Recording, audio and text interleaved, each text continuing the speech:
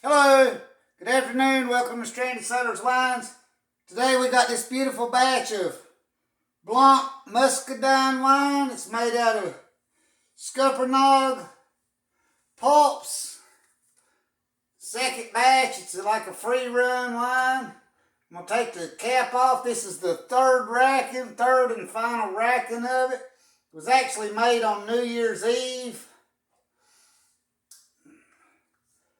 Been sitting, this is the March the 31st, so this has been 3 months that this has been sitting.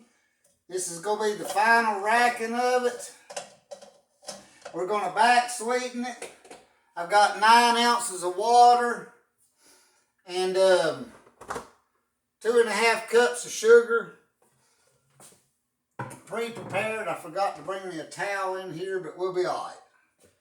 I've already started the video, so we're going to go with it. Alright, I'm going to add 3 Camden tablets. I got 2 spoons here.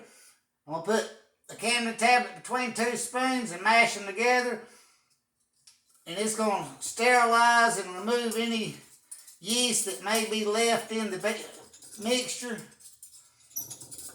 I've already, on the second racking, I done added potassium sorbate, which will stabilize it to where I can back sweeten it. At least I guess I did. Yeah, I already added potassium sorbate. I added 1.5 teaspoons of potassium sorbate on the second racking. So this time we're adding Camden tablets to stabilize and remove any yeast that may be left in the mixture.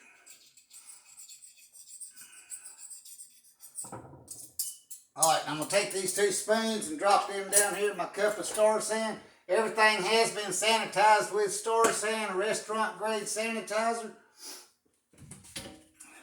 And I've already mixed up my sugar water so that we can back sweeten it. Like I said, that's 9 ounces of water and 2.5 cups of sugar. And I usually have a towel under my feet, but I pushed record before I got my towel. I'm a little bit ahead of myself. We're going to make it work this time though and try not to make a mess. Alright, you want to get your hose as far down in as you can. Pump your auto siphon a couple times, then you can adjust the hose, make sure it's in the bottom to limit oxygenation. There is a little bit of, well, I don't see any sediment in the bottom. You still want to stay off the bottom so not to pick up any sediment that may be there. Like I said, this was made on New Year's Eve. This is March the 31st, so this has been sitting for 3 months. It's a beautiful clear color, and this will be a Blanc. Because it was made out of the pulps, it's going to be lighter than what the actual Scuppernong was. And it tested out at 14.5%. When you're running the pulp wine, it's called a false wine. You use about 1.5 times the amount of sugar you use on when you're making a normal wine with your actual fruits. You use about, as a false wine, you use about 1.5 times the amount of sugar you do normally.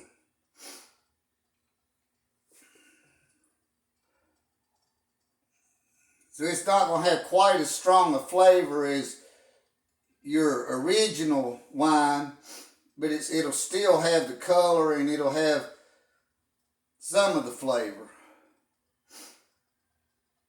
But like that, the blush, I just done the blush a couple days ago. It was actually very, very good. I hope this turns out just as well as the blush did.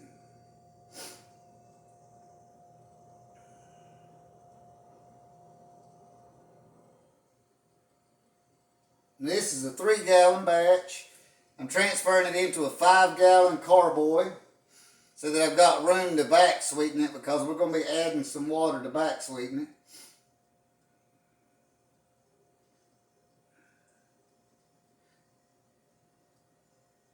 Like I said, I don't see any sediment in the bottom, but we are going to tilt this As we get down to the bottom, we're going to tilt it over. There may be a little bit of sediment in the bottom. There is a filter on the bottom of this auto siphon, but you still don't want to pick up any sediment.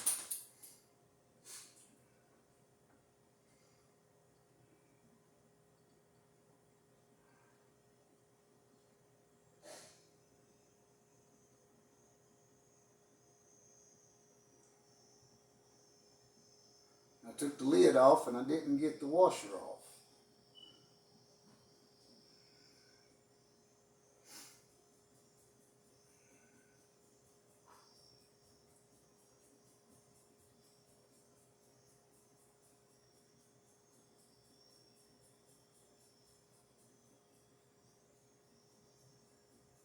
And this 3-gallon batch will make, you can figure about 15 bottles out of a 3-gallon batch. Sometimes when you back sweeten it, you may get an extra bottle or maybe 2. And don't worry, the recipe calls for a little extra water. So if you have to throw some away because you've got extra yeast in the bottom during transfer or something, don't worry about it. The recipe calls for adding water. No big deal.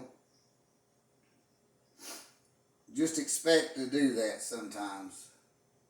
Now there is, as I get further down here, I do see some sediment on the bottom. So we are going to leave just a little bit. There's not going to be very much though. Not as much as I left with that red, the blush. We're going to stop right there. Take my washer off. We don't want to lose that. Pull my hose out. That was pretty quick, wasn't it? Take my auto siphon apart.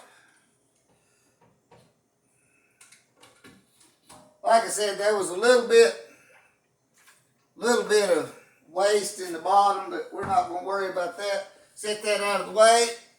Now I'm going to set this up here. Here, just set it like that for right now. Now, this is my sugar water. I've already mixed it up. I've cut it off and let it cool down. So we're going to take this and we're going to add it in.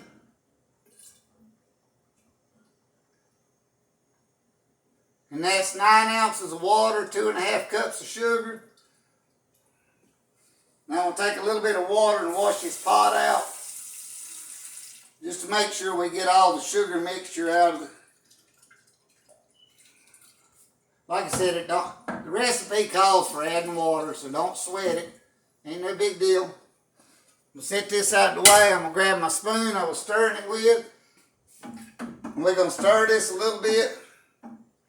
Some people use a degasser and degas their wine for a certain period of time, but basically I'm stirring it up right now, and by transferring it and then stirring it some right here, you're basically doing the same thing as degassing.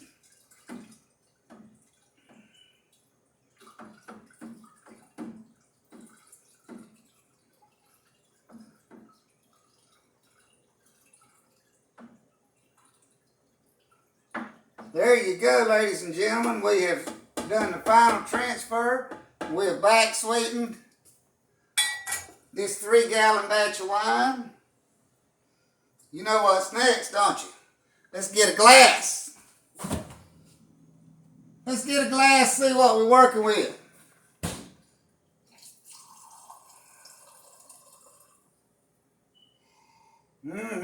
Smells nice. Got a lovely color to it. It's kind of light. Get a look at that. Ain't that pretty? Smells very nice.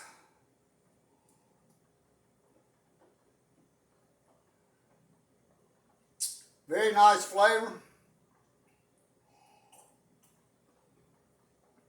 Cheers. Hope everybody has a wonderful, lovely afternoon. And I appreciate it. Until next time, this is Greg turning out. Thank you for tuning in. Like, share, subscribe. Goodbye. This is Greg.